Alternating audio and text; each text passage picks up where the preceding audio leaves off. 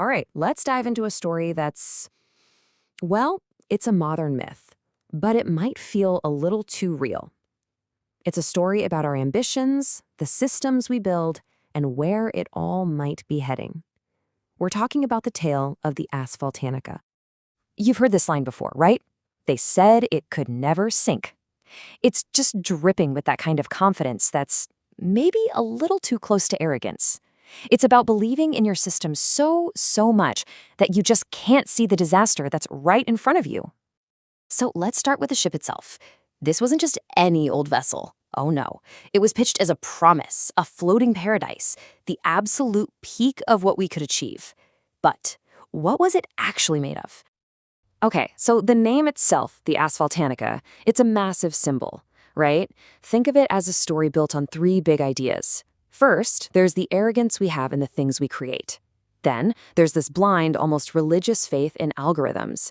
And finally, that cold gray asphalt. The idea of endless motion, endless progress, but maybe without any real direction. And get this, how this ship was built is pure satire. Its hull wasn't made of steel, but pure bureaucracy. It was held together not by rivets, but by mountains of red tape. And the paint color? Oh, that had to be approved by 37 different committees. The inside was just lined with Starbucks and those, inspirational HR quotes you see everywhere. And the captain? Wow. He wasn't promising some amazing destination. His big promise was just constant motion, forever moving but going absolutely nowhere. It was a celebration of being stuck, of being busy just for the sake of being busy.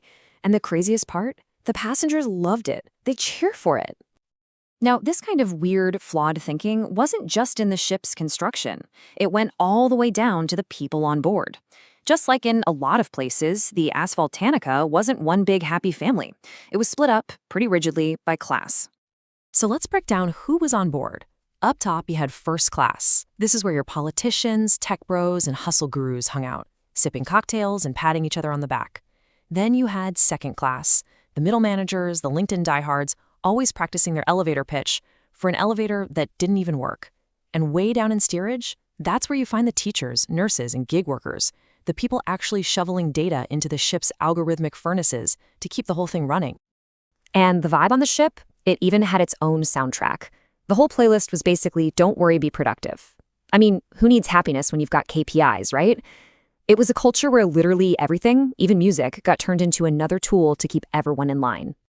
In every story about being too proud, there's always that one moment where things go wrong. And for the Asphaltanica, that moment was when its unsinkable dream slammed headfirst into a very cold, very unavoidable reality.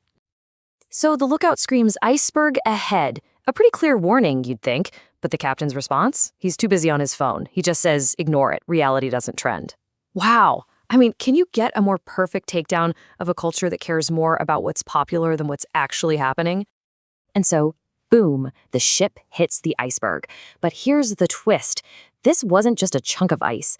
The myth says this iceberg was made of pure reality and consequence. It was literally a frozen block of everything the ship had been ignoring, all the real-world problems they just sailed right on by.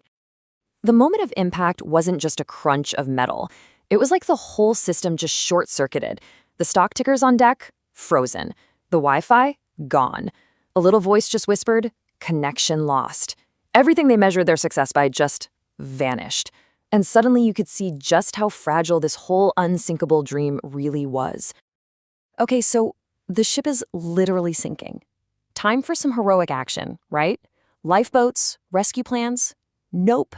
Instead, what we get is a complete panic of meaningless phrases and empty gestures. Of course, the first thing the influencers do is turn their own impending doom into content.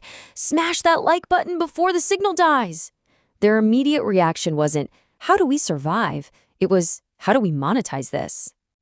And the tech guys? Oh, they had the answer. Don't worry, the ship can be repaired with blockchain.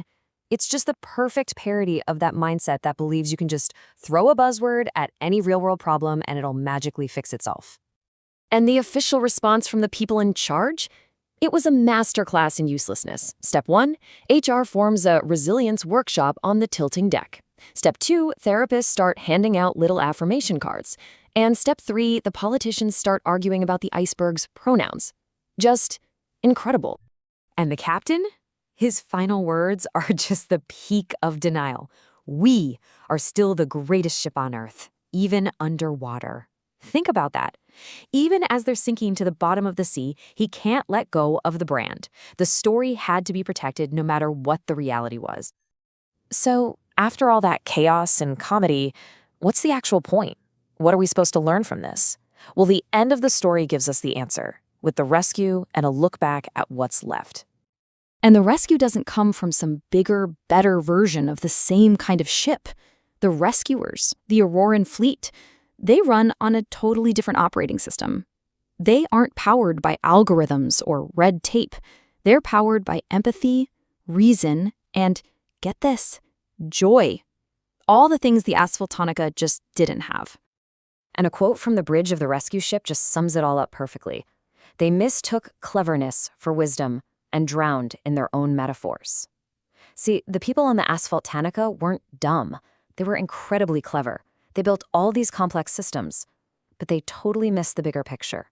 They had no real wisdom.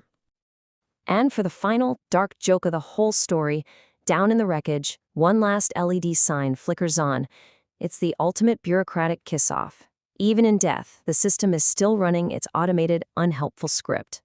So that's where the myth leaves us, with this one big, nagging question. Because let's be honest, this story isn't really about a ship. It's about us, right now. It makes you wonder, with all the things we're building and all the progress we're making, are we actually paving a road to somewhere better? Or are we just paving everything and still going absolutely nowhere?